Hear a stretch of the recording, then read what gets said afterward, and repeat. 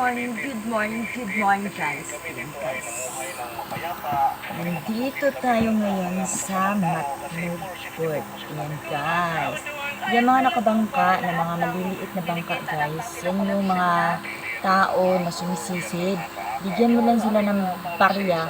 Alam mo guys, bata man o matanda, sumisisid sila. Kapalit lamang ng barya. Yang sa pinakatuktok ng barko, aakyat pa yung mga binata doon na mga bagito. Tapos, tatalunin sila. Ganyan ha? Ganyan ka, sa tuktok ng barko.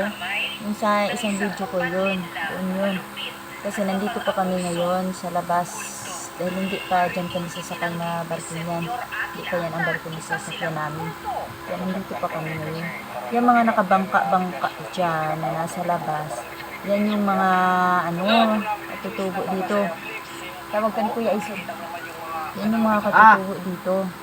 Na, ano yan? umaano siya. Umaano sila, naghihintay sila. Tinanggal mo? May darating na barko. Ayan guys. Isa, kunin mo na sa akin. May darating kasi na barko, syempre maraming pasahero. Maghihingi yan sila ng mga barya. Ayan guys.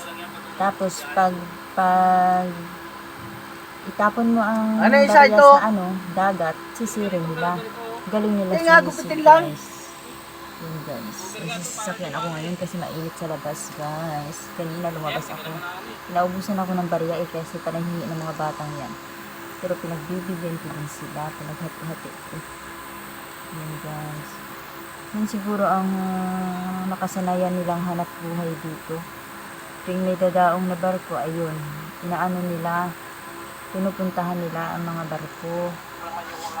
Kasi naghingi sila ng pera sa mga pasahero na barya-barya. Tinatalo nila ang dagat. Yan. Yan guys. May barko atang paparating. Diba? Yung isang barko naglo-loading pa yan. Ayan. Yung mga nakabangka. Tignan nyo guys ha. Ayan. Yung mga nakabangka. Dahil may barko na papadaong. Paparating yung barko niyan. Yun na sa likuran. Dito malaking barko. Paparating yan dito. Ayan. Diba? Nakita nyo may truck. Tatawid yan, papunta na namang Manila. At ang kami naman ay pasakay lang. Papasakay. Papunta namang Mindanao. Ayan. Diba? Yung mga nakabangka. Punta-punta na sa gilid ng barko. Kasi maghihingi na naman yun sila. Maghihingi na naman sila ng lapit ko na. Lapit ko. Ayan. Yan yung barko na paparating yan. Papadaong naman yan dito. Yan. Yung isa, malaking barko. Yan. Ay naglo-loading yan. Yan. Naglo-loading. Tapos yung isa, paparating. Yan yun. Yan yun guys. Pag nandito ako sa port, ito lang ang pinaglibangan ko.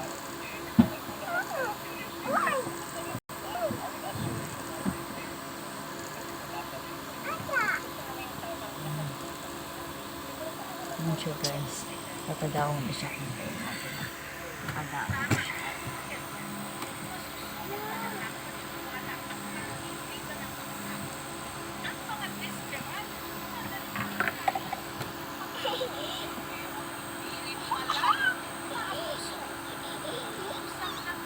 Yan, papalapit ko talaga siya. Yan siya guys.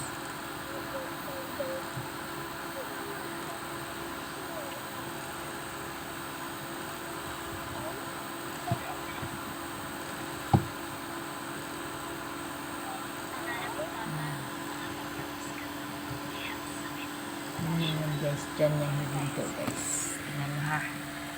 Dyan yan dito.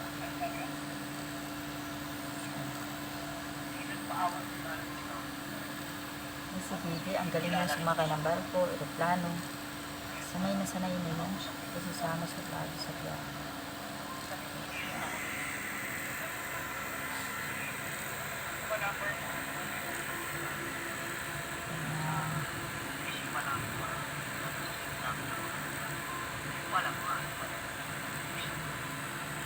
Kayo ba nakasakay na kayo ng barko? Siguro hindi lahat nakakasakay ng barko, nakakasakay ng aeroplano. Yan ang barko. Mga hindi nakasakay ng barko. Santa Clara.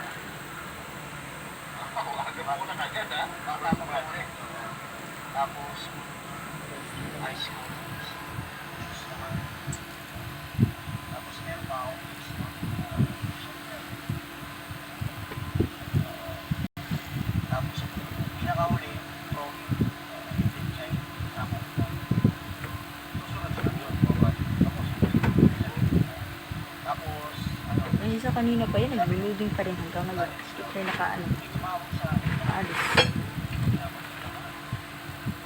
Siguro may interval sila. May darating na barkos, sila naman nakaalis. Tingnan nila ngayon. Maglalabasan na.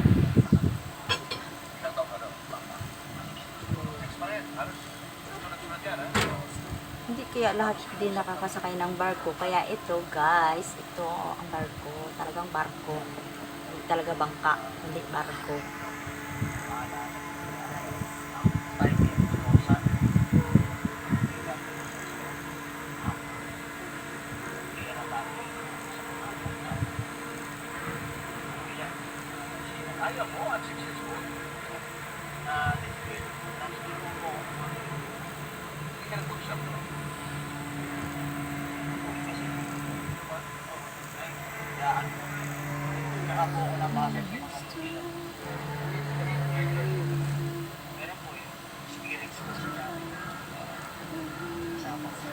Ayan guys, tignan nyo yung sinabi ko kanina na nakabangka.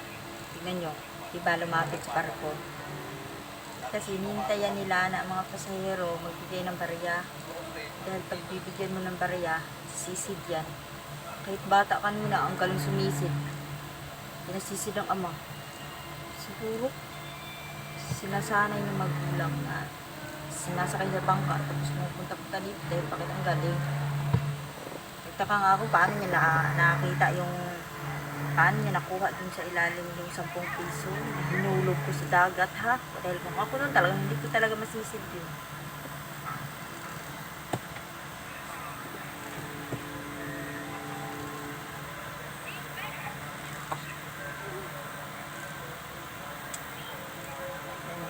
Tagal naman lumabas. Kailangan hinintay ko na makakalabas yung truck na yan para kakita ko sa inyo. Hi guys! Mag-hi guys ito. Ano? May batang makulit dito sa likod ko. Ano?